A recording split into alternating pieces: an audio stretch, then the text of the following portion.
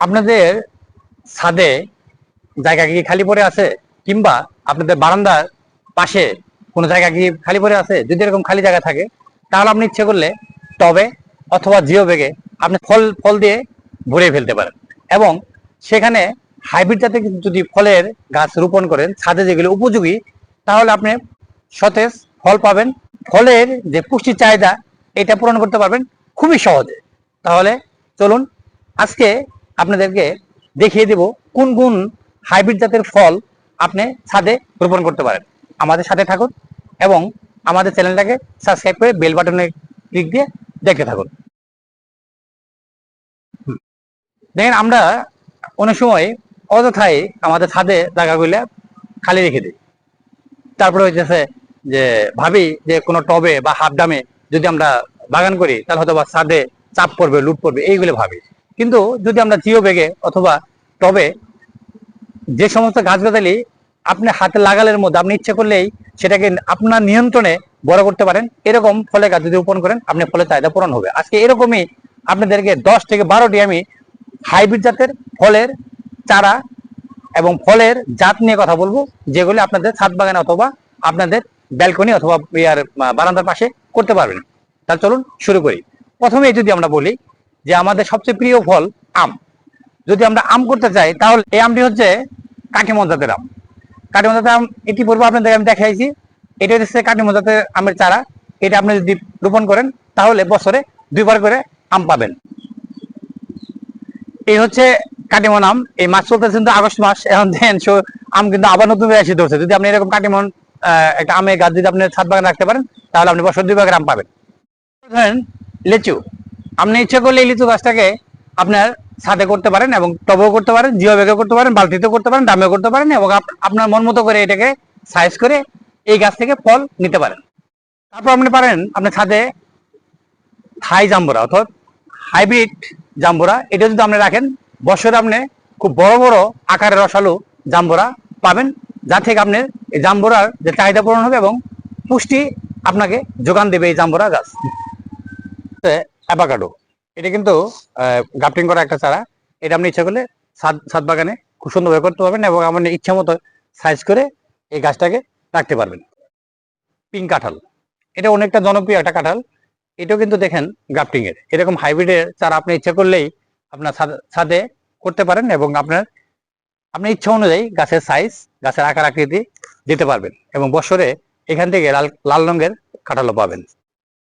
থাই পেয়ারা, এই পেয়ারাটা আপনি যদি করেন, বছরে 2বার করে আপনি পেয়ারা পাবেন এবং পেয়ারার যে চাহিদা সেটা আপনার ছাদ বাগান থেকে আপনি পূরণ করতে পারেন। আলু বোখারা, যদি আপনি একটা আলু বোখারা ছাদে করতে পারেন, তাহলে আপনার আলু বোখারা চাহিদাই পূর্ণ হয়ে যাবে সারা বছরের জন্য, কারণ একটা আলু বোখারা কাছে প্রচুর পরিমাণে আলু বোখারা আসে।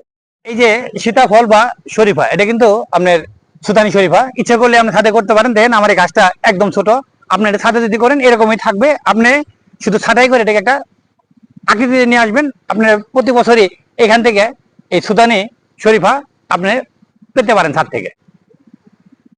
আরেকটা আপনি করতে পারেন ছাদ বাগানে, সেটা হচ্ছে থাই চিকু জাতের সবেদা। সারা বছরই আপনি এই গাছ থেকে সবেদা পাবেন। সবেদা হচ্ছে পুষ্টির ভান্ডার হিসেবে বিবেচিত একটি ফল। আপনি ইচ্ছে করলেই এই সবেদা চারা আপনার ছাদ বাগানে করতে পারেন এবং এটা আপনার মন মতো করে আকার আকৃতি দিতে পারবেন। আমাদের সবারই প্রতিদিন খাবার টেবিলে যে বস্তুটা প্রয়োজন পড়ে সেটা লেবু। ইচ্ছে করলে আপনি এই লেবুর একটা ছাদ বাগানে করতে পারেন, যেখান থেকে আপনি বাজার থেকে লেবু কিনতে হবে না। এই ছাদ বাগান থেকে আপনি লেবুর চাহিদাটা পূরণ করতে পারবেন। তো ছাদ বাগানে এটাও আপনি রাখতে পারেন। ছাদ বাগানের জন্য বা বেলকনির জন্য সবচেয়ে আকর্ষণীয় একটা ফল হতে পারে আমরা আমরা এই জাতের আমরা সারা বছরই আমরা আপনি ছাদ বাগানে পাবেন এবং আমরাই যে পুষ্টিগুণগুলো আছে সেই পুষ্টি আপনাকে সরবরাহ করবে। আপনি খুব সহজেই ছাদে এই আমড়া গাছ রোপণ করতে পারেন, টবে, হাফ ডামে, ডামে অথবা জিও ব্যাগে। দেন ছাদ বাগান করার পূর্বে কিছু বিষয় আপনাকে বিবেচনা আনতে হবে। প্রথমত জাত নির্বাচন, সেটা হাইব্রিড জাত কিনা এটা দেখতে হবে আপনাকে। দ্বিতীয়ত হইতেছে যে আপনি যে মাটি তৈরি করবেন বা মাটি প্রস্তুত করবেন ছাদ বাগানের জন্য, যে যেখানে আপনি গাছ রোপণ করবেন বা গাছ বসাবেন, সেই মাটি রোপণ কিভাবে করবেন সেটা আমার আগের ভিডিওতে আছে, সেখান থেকে আপনারা দেখতে পারেন, অথবা এখানে আমি লিঙ্ক দিয়ে দিতেছি, সেখান থেকে দেখতে পাবেন যে মাটি প্রস্তুত করণ, এই দুইটা বিষয়। আর 3 নম্বর হচ্ছে পানি নিষ্কাশন। টবে টবে অথবা জিও ব্যাগে আপনি যদি করেন তাহলে পানি জমে থাকলে কিন্তু এই হাইব্রিড জাতীয় ফলের গাছগুলো মারা যেতে পারে। এই কারণে পানি নিষ্কাশনের ব্যবস্থাটা সঠিক রাখতে হবে, পাশাপাশি পানি যেন ঘাটতি না পড়ে সেই বিষয়টাও খেয়াল রাখতে হবে। তারপর হচ্ছে রোদের অবস্থা। ফল গাছ, সব ধরনের ফল গাছই কিন্তু রোদ খুব পছন্দ করে। এই কারণে আপনি ছাদ বাগানে যেখানে বেশি রোদ পড়ে সেখানে আপনি এই হাইব্রিডের জাতের যে ফলের গাছগুলো আছে সেখানে রোদ যেখানে বেশি পড়ে সেখানে আপনি রাখবেন, যেন দিনে কম করে হলেও 6 থেকে 8 ঘন্টা পর্যন্ত রোদ যেন থাকে। এই বিষয়গুলো আপনারা যদি মাথায় রেখে করতে পারেন তাহলে আপনার সারা বছরে ফলের অভাব পড়বে না এবং বাজার থেকে কিনে খেতে হবে না। টব ব্যবস্থাপনার মধ্যে যেরকম বললাম যে হাফ ড্রাম, তারপরে আপনি ইয়েতে করতে পারেন, যেভাবে করতে পারেন, কিন্তু টবের সাইজটা আপনাকে বিবেচনায় আনতে হবে। কারণ যেগুলো ফলের গাছ, যেহেতু আপনি ফল গাছটাকে বড় হতে দিবেন না, ছাঁটাই করে সাইজে রাখবেন, তাহলে অবশ্যই ড্রামটা একটু বড় সাইজে হলে ভালো হয় এবং টবটা বড় হলে ভালো হয়। অথবা আপনি যদি যেভাবে করেন সেটাও সেই সাইজের কথা বিবেচনা করে আপনি সেখানে গাছ রোপণ করতে হবে। আর আছে ডাল ছাঁটাই। আপনি যদি গাছকে ছাদের উপর লাগানোর পরে যদি কোনো খোঁজখবর না রাখেন, ডালপালা যদি ছাঁটাই যদি না করে দেন, তাহলে গাছ কিন্তু অনেক বড় হয়ে যাবে। তখন ঝড়ে আপনি গাছটা কিন্তু ফেলে দিতে পারে। এই কারণে ডাল ছাঁটাইটাও খুবই গুরুত্বপূর্ণ। এবং ডাল ছাঁটাইয়ের যে ভিডিও আমার ইয়েতে দেওয়া আছে, আপনি ইচ্ছা করলে আমাদের ইয়েতে ঢুকে দেখতে পারেন যে ডাল কিভাবে ছাঁটাই করতে হয়। ছাদ বাগান করতে জায়গা বেশি প্রয়োজন পড়ে না, শুধু প্রয়োজন পড়ে আপনার আগ্রহ, প্রয়োজন পড়বে আপনি চিন্তা, প্রয়োজন পড়বে আপনার একটুখানি মনোযোগের। তাই ছাদ বাগান করতে গেলে আমাদের ছাদের যে জায়গা আছে সেটা যেন খালি না পড়ে থাকে, এই কথা বিবেচনা করে যদি আপনার পরিবারের কথা ভেবে ফলে পুষ্টির ঘাটতি পূরণ করার জন্য আপনারা ফল গাছ রোপণ করতে পারেন। যে কয়টা গাছ আজকে আমি দেখাইছি এই সবগুলো আছে হাইব্রিড জাতীয় গাছ। আপনি এই গাছগুলি ইচ্ছা করলে আপনার ছাদ বাগান করতে পারেন।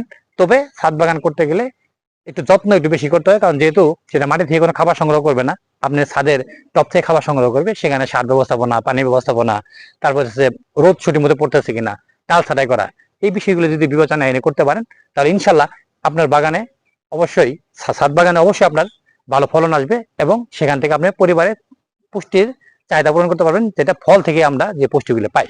তো এই ছিল আজকে আমাদের আলোচনা। যদি ভালো লেগে থাকে বা আপনাদের কাছে যদি মনে হয় যে এইভাবে করা সম্ভব, তাহলে আশা করব অবশ্যই আমাদের চ্যানেলটাকে সাবস্ক্রাইব করে আমাদের পাশে থাকবেন, আমাদেরকে সহযোগিতা করবেন। ধন্যবাদ সবাইকে।